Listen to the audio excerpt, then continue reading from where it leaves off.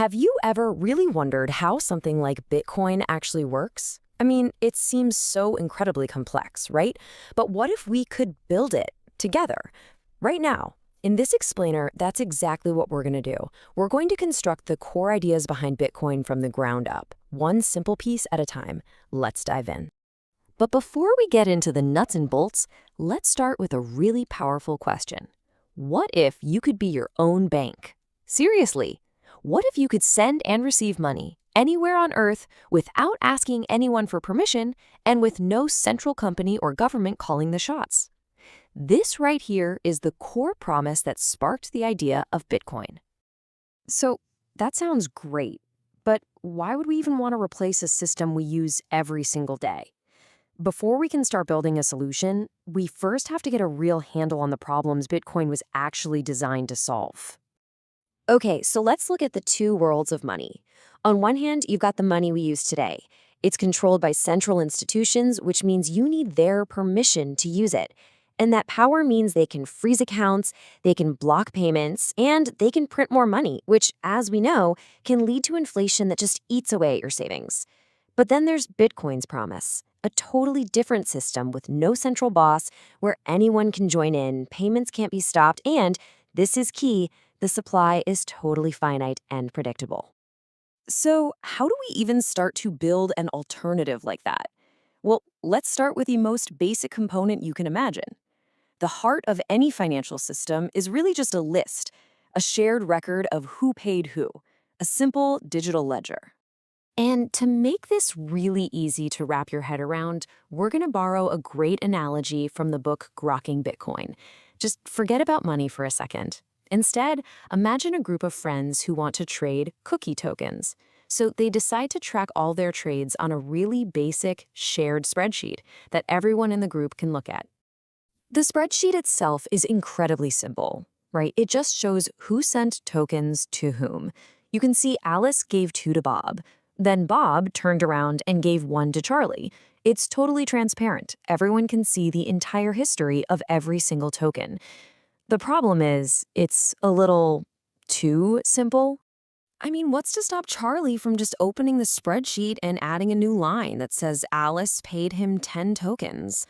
Or what's to stop Alice from just deleting her payment to Bob after she's already gotten her cookies? Right now, absolutely nothing. Our whole system is built on trust, and that can be really easy to abuse. Okay, we have to fix this forgery problem. And we can do it with a really brilliant piece of cryptography that basically acts like an unforgeable signature, but for the digital world. It's called a digital signature. Think of it like this. Everybody gets a top secret code. It's called their private key.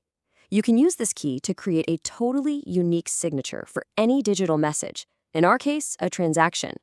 And this signature proves 2 critical things. 1, that it was you and only you who authorized the payment. And 2, that the transaction details haven't been messed with. It's impossible to fake. So our ledger just got a major upgrade. By adding this signature column, every single transaction is now cryptographically signed. For Alice to send her tokens, she has to sign that transaction with her private key. And now anyone can instantly verify that Alice and only Alice authorized that payment. Charlie can't just go in and create fake entries anymore. Problem solved. Or is it? Okay, so payments are now unforgeable. That's a huge step, but we've really only solved half the problem. What if Lisa, the person who's hosting the spreadsheet, gets mad at Bob and just deletes the row where he paid Charlie? The entire system still comes down to trusting one single person. To solve this problem, this issue of deletion and censorship, we need to remove that central administrator from the picture entirely. The solution is to link our transactions together in such a way that it makes history permanent and impossible to change. And this gets us to the core idea of a blockchain. See, instead of one long editable list, we group our transactions into blocks. Then each new block is cryptographically linked to the one that came right before it, creating a chain. Each link is like a digital seal that is mathematically tied to the exact contents of the previous block. This is exactly why the chain is so powerful and secure. If someone like Lisa tries to go back and delete or change an old transaction, it actually alters the block that it's in. And that breaks the cryptographic link to the next block, which in turn breaks the link to the one after that, and so on, all the way down the line. To change the past, you'd have to rewrite the entire chain, and the rest of the network would immediately notice and reject it. History suddenly becomes unchangeable. Okay, so this brings us to the final and maybe the most ingenious piece of the puzzle.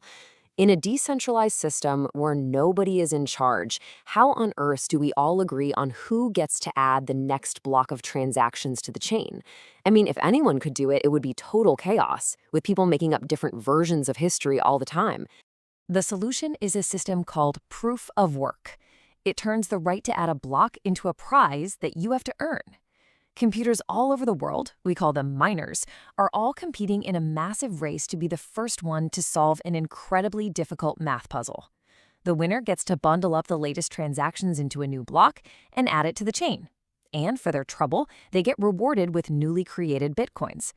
Now here's the crucial part. Because this process requires an immense amount of real-world electricity and computing power, it makes it just ridiculously expensive for any single attacker to try and overpower the network and rewrite history. And with that, all the essential pieces are now in place. We started with a simple, really flawed spreadsheet, and just by solving one problem after another, we've arrived at this remarkably robust system. So let's put it all together and see what we've built. This is Bitcoin. It's a public ledger of transactions, completely open for anyone in the world to see. It's secured with those digital signatures, so nobody can spend your money but you. Its history is made permanent by a blockchain, so transactions can't just be altered or deleted. And the whole thing is managed by a decentralized network of participants, all competing through that process we just talked about, proof of work. And built right into the code of this system, the very same rules that reward those miners for their hard work is one of its most defining and famous features: absolute scarcity. The code dictates that there will only ever be a maximum of 21 million bitcoins. That's it. Unlike traditional currencies, no person, no company, no government can ever decide to just create more. So we've just built this pretty complex digital machine. But why? What's the point? What real-world problems does this actually solve? Let's circle all the way back to where we started. Remember the problem of inflation from money printing? Well, that's addressed by its absolutely limited supply.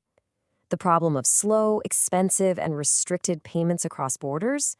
That's solved because Bitcoin is borderless. It's just data moving on the internet. And the problem of financial censorship or being cut off from the system? That's met with a completely permissionless network. Anyone, anywhere can just download the software and participate on totally equal terms. You know, Kali Rosenbaum, the author of our source material, Grokking Bitcoin, he really captures the ultimate purpose of this whole technology. He writes that Bitcoin gives people an opportunity to opt out of the system that's holding them hostage. It's an escape hatch. And that really leaves us with the big question. By solving all these deep technical problems of digital ownership and trust without a middleman, has Bitcoin created the blueprint for a new global financial system? Or is it a fascinating grand experiment whose ultimate impact we still don't know? The one thing that's for sure is that it forces every single one of us to rethink what money really is and who should be in control of it.